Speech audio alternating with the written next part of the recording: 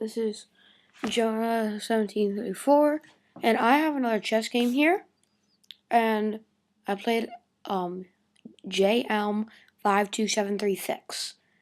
And so the game started off with E4, C5, and this is a Sicilian, knight f3 and D6, D4, so he takes D4, knight takes D4, and knight f6.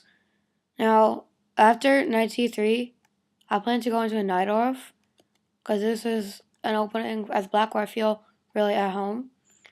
And so after knight f3, I play knight c6. And after e5, d takes e5, queen takes. And I'm fine if he takes my queen, really, because I don't really think he has any potential threats. And he didn't get the pawn back. And I don't think the pawn was worth. Yeah, the pawn wasn't really worth losing. I would rather have a pawn and not be able to castle than be down a pawn but be able to castle. And there's no really potential threats. Right, and yet now he can't do anything to attack me. And his opponent just wasn't that good. Here, the reason I didn't play that, the reason I did not play, back up.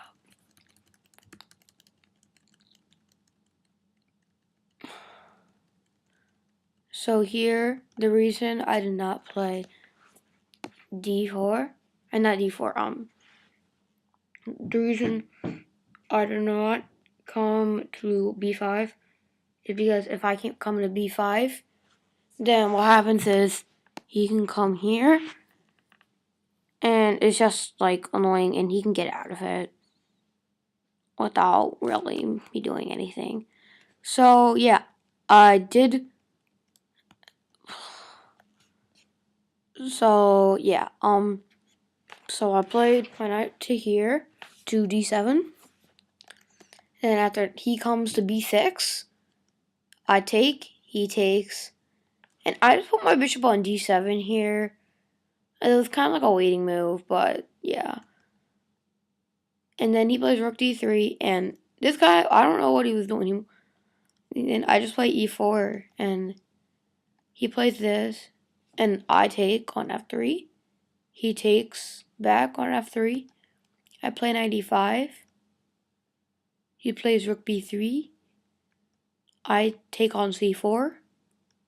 His rook takes on B4. My knight takes on B6. And his rook takes on B6. And I'm up a bishop. And I'm tied with pawns and rooks.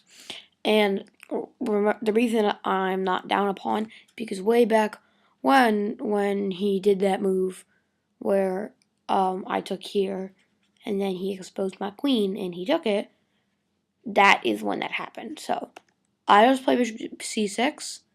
He pushes a pawn. I place my rook on d8. He places his rook on e1. I place my rook on d6. He places his pawn on c4. And here, I think that pawn on c4 is kind of weak, but I double up.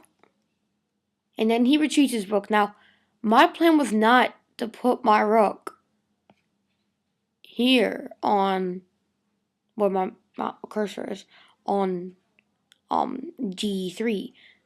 I want to put it on d2. I want to play the rook b3. I just come down to rook d2, and he has to play rook g1. And so I play rook f2, and I'm preparing to double up on the second rank, and it's gonna be hard for him to defend. Kind of. So he just plays a3. I don't know why. I played rook d2. He played g3. But I don't really know what g3 does. I'm still gonna take your pawn. That's what I did.